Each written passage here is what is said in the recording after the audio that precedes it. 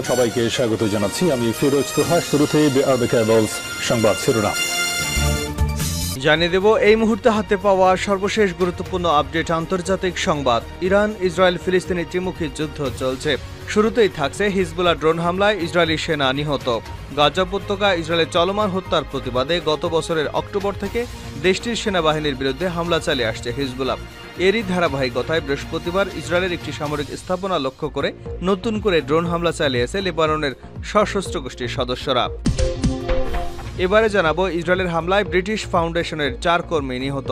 ফিলিস্তিনের গাজায় ইসরায়েলি বিমান হামলায় 4 ত্রাণকর্মী নিহত হয়েছে। শুক্রবার তাদের লক্ষ্য করে এই হামলা চালানো হয়।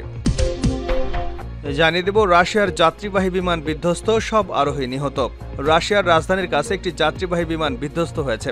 সুকোই সুপারজেট 100 বিমানটি বনাঞ্চল এলাকায় 3 জন ক্রু নিয়ে বিধ্বস্ত হয়েছে বলে জানিয়েছে দেশটির জরুরি মন্ত্রণালয়। তারা সবাই ছিলেন পাইলট। ধারণা করা হচ্ছে তাদের কেউই আর বেঁচে নেই। এদিকে গাজা যুদ্ধে মানুষ ইহুদিবাদের ভয়ঙ্কর চেহারা সম্পর্কে সচেতন হয়েছে। ইয়েমেনের আনসারুল্লাহ মুভমেন্ট মহাসচিব গতকাল জানিয়েছেন, নিপীড়িত ফিলিস্তিনি জনগণের উপর ইসরায়েলি অপরাধযোগ্যে মানব সমাজের সচেতনতা বৃদ্ধির কারণ হয়েছে। এবং সর্বশেষ জানাবো ট্রাম্প নেতৃত্ব দেওয়ার অযোগ্য নিউ ইয়র্ক টাইমস। যুক্তরাষ্ট্রের প্রেসিডেন্ট নির্বাচনে রিপাবলিকান পার্টির প্রার্থী ডোনাল্ড ট্রাম্পকে নেতৃত্ব দেওয়ার অযোগ্য ঘোষণা করেছে দেশটির প্রভাবশালী সংবাদপত্র দ্য নিউ ইয়র্ক টাইমসের সম্পাদকীয় পরিষদ। তারা বলছে তিনি কথা এবং কাজে বিপজ্জনক, তিনি দেশের চেয়ে নিজেকে প্রাধান্য দেন। এতক্ষণ শিরোনাম শুনছিলেন, এবার বিস্তারিত। প্রিয় দর্শক, আপনি যদি এই চ্যানেলে নতুন হয়ে থাকেন, ভিডিওটি দেখতে দেখতে চ্যানেলটি সাবস্ক্রাইব করে আমাদের সঙ্গে থাকুন। আর এই ভিডিও সম্পর্কে আপনি আপনার মূল্যবান মতামতটি কমেন্ট বক্সে জানিয়ে দিন।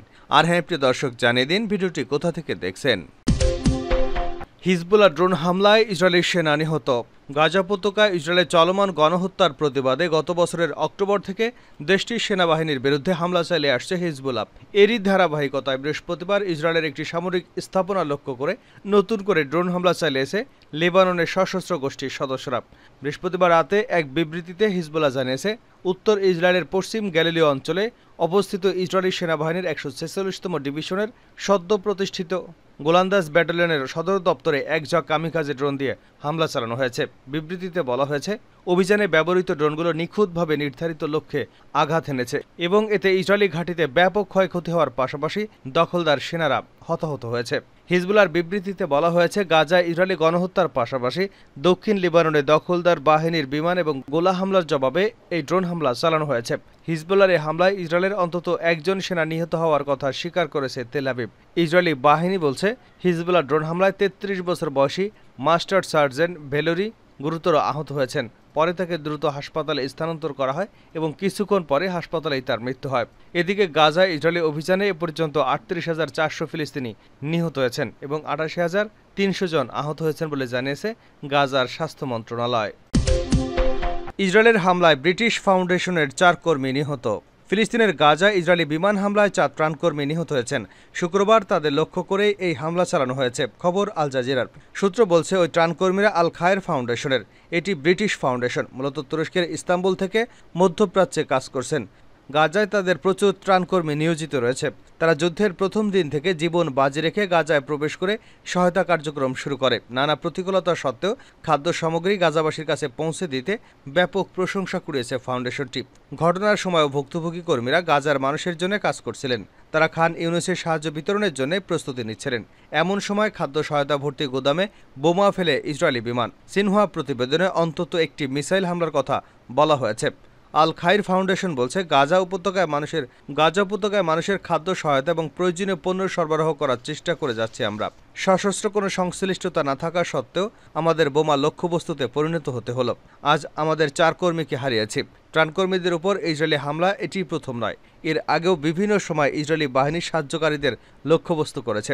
এর মাধ্যমে এপ্রিল মাসে ওয়ার্ল্ড সেন্ট্রাল কিচেনের গাড়ি লক্ষ্য করে বিমান হামলা বিশ্বজুড়ে নিন্দার ঝড় তোলে। কিন্তু তাতেও কর্ণপাত করেনি নেতানিয়াহু সরকার, বরং দিন দিন আরও আগ্রাসী হয়ে উঠেছে। দখলদারের হাত থেকে রেহাই পাচ্ছে না ত্রাণকর্মী, সাংবাদিক। রাশিয়ায় যাত্রীবাহী বিমান বিধ্বস্ত, সব আরোহী নিহত। রাশিয়ার রাজধানীর কাছে একটি যাত্রীবাহী বিমান বিধ্বস্ত হয়েছে। সুকোই সুপারজেট 100 বিমানটি বনাঞ্চল এলাকায় ৩ জন ক্রু নিয়ে বিধ্বস্ত হয়েছে বলে জানিয়েছে দেশটির জরুরি মন্ত্রণালয়। তারা সবাই পাইলট ছিলেন। ধারণা করা হচ্ছে তাদের কেউই বেঁচে নেই। শুক্রবার পরীক্ষামূলক ফ্লাইট পরিচালনা করতে বিমানটি উড্ডয়ন করা হয়। জানা যায়, রাশিয়ার তৈরি সুপারজেট ১০০ নামের এই বিমানটি ৮৭ থেকে ৯৮ জন যাত্রী বহন করতে পারে। তবে দুর্ঘটনার সময় বিমানটিতে কোনো সাধারণ যাত্রী ছিলেন না। দেশটির রাষ্ট্র পরিচালিত সংবাদ মাধ্যম তাসের খবরে বলা হয়েছে, বিমানটি মেরামতের পরে পরীক্ষামূলকভাবে ফ্লাইট পরিচালনা করা হয়। তবে উড্ডয়নের পর ১ ঘন্টার কিছু সময় পর গভীর জঙ্গলে বিধ্বস্তের ঘটনা ঘটে। এ সময় বিমানটি মস্কোর ভুকোভা বিমানবন্দরের দিকে যাচ্ছিল। তথ্য বলছে, নিজেদের তৈরি সুখোই সুপারজেট বিমান বিভিন্ন অঞ্চলে মোতায়েন করেছে রাশিয়া। মূলত ২০২২ সালে ইউক্রেনে রাশিয়ার হামলা শুরুর পর নিজেদের তৈরি বিমান ব্যবহারের ব্যাপকতায় ঝুঁকেছে মস্কো। রাশিয়ার জরুরি মন্ত্রণালয় এক বিবৃতিতে বিমান বিধ্বস্তের ঘটনায় স্থানীয় কোনো ব্যক্তি আহত বা নিহত হয়নি বলে নিশ্চিত করা হয়। এর মধ্যে সামাজিক যোগাযোগ মাধ্যমে প্রকাশিত বিমান বিধ্বস্তের ভিডিও ও ছবিতে দেখা যাচ্ছে দুর্ঘটনাস্থল থেকে ধোঁয়ার কুণ্ডলী বের হচ্ছে।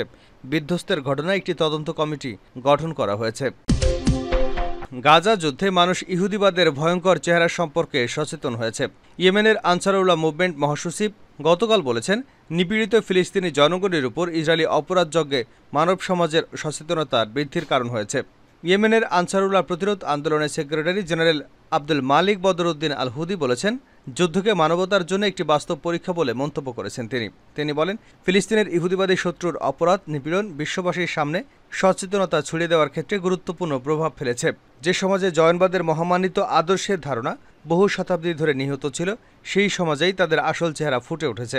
পার্স টুডে আরও জানায়, বদরউদ্দিন আল হুতি ইসরায়েলের প্রতি পশ্চিমা দেশগুলির ব্যাপক সমর্থনের সমালোচনা করেছেন। তিনি বলেন, ইসরায়েলি অপরাধের মুখে নীরবতা মানে হল মানুষের মানবীয় অস্তিত্বকে অস্বীকার করা, মানবিক মর্যাদা এবং জীবনের অধিকার নষ্ট করা। ৭ অক্টোবর ২০২৩ সাল থেকে মিয়ানমার সহ পশ্চিমা দেশগুলির পূর্ণ সমর্থনে ইহুদিবাদী ইসরায়েলি ফিলিস্তিনির অসহায় এবং নিপীড়িত জনগণের বিরুদ্ধে গাজা উপত্যকা এবং পশ্চিম তীরে নতুন করে ব্যাপক গণহত্যা শুরু হয়। অপরদিকে গাজার ফিলিস্তিনির প্রতিরোধ শক্তিগুলো এবং লেবানন, ইরাক, ইয়েমেন এবং সিরিয়ার অন্যান্য প্রতিরোধ গোষ্ঠীর ঘোষণা করেছে তারা দখলদার ইসরায়েলের কাছ থেকে এসব অপরাধের প্রতিশোধ নেবে। সর্বশেষ প্রতিবেদন অনুসারে পশ্চিমা দেশগুলির পরিপূর্ণ মদদে ৭ অক্টোবর ২০২৩ থেকে গাজায় ইহুদিবাদী ইসরায়েলি সেনারা নতুন করে গণহত্যা শুরু করে। তাদের এই পাশবিক আগ্রাসন শুরু হওয়ার পর এ পর্যন্ত ৩৮,০০০-এরও বেশি ফিলিস্তিনি শহীদ হয়েছেন এবং ৮৮,০০০-এরও বেশি আহত হয়েছেন। ১৯১৭ সালে ব্রিটিশ উপনিবেশবাদীদের পরিকল্পনায় ইসরায়েল গঠনের নীলনকশা তৈরি করা হয়। এরপর থেকে বিশ্বের বিভিন্ন দেশ থেকে ইহুদিদের ফিলিস্তিনে অভিবাসনের মাধ্যমে ইসরায়েল প্রতিষ্ঠা করা হয়। ১৯৪৮ সালে ইসরায়েলের অস্তিত্ব ঘোষণা করা হয়। এরপর থেকে বংশ নির্মূল করার টার্গেট নিয়ে ইসরায়েল ফিলিস্তিনি জনগণের উপর বেপরোয়া গণহত্যা চালিয়ে এসেছে। ফিলিস্তিনিদের সমগ্র ভূমি দখলের জন্য ইসরায়েল অসংখ্যবার গণহত্যা চালিয়েছে। ইসলামী প্রজাতন্ত্র ইরানের নেতৃত্বে বেশ কয়েকটি দেশ অবৈধ ইহুদিবাদী ইসরায়েলের বিলুপ্তি চায়। সেই সঙ্গে তারা চায় যেসব দেশ থেকে ইহুদিরা ইসরায়েলে বসবাস করছে তারা যেন তাদের নিজ নিজ দেশে ফিরে যায়। নিউ ইয়র্ক টাইমসের প্রতিবেদন, ট্রাম্প নেতৃত্ব দেওয়ার অযোগ্য।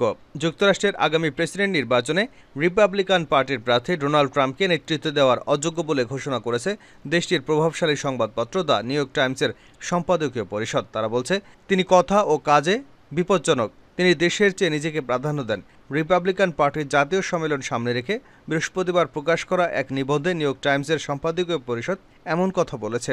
আগামী সপ্তাহে রিপাবলিকান পার্টির জাতীয় সম্মেলন অনুষ্ঠিত হবে।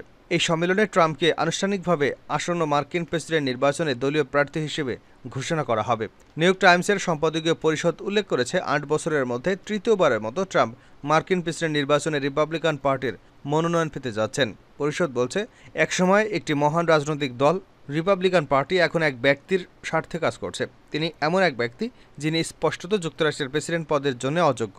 যেসব বিষয় এদেশকে মহান করে তুলেছে তার অনেক কিছুরই সরাসরি বিরোধী তার মূল্যবোধ, মেজাজ মর্জি, ধারণা এবং ভাষা। ট্রাম্পকে প্রেসিডেন্ট হিসেবে প্রার্থী বাছাইয়ের বিষয়কে একটি হতাশা করার মতো সিদ্ধান্ত বলে মনে করে পরিষদ। তারা বলছে, ২ দশকের বেশি সময় ধরে যুক্তরাষ্ট্রের বৃহৎ জনগোষ্ঠীর অংশ বলে আসছে তারা দেশ পরিচালনা নিয়ে অসন্তুষ্ট। করোনা মহামারী পরবর্তী সময়ে লাগাম ছাড়া মূল্যস্ফীতি, উচ্চ সুদের হার, সামাজিক বিভাজন ও রাজনৈতিক স্থবিরতা অনেক ভোটারকে আরও হতাশ করে তুলেছে।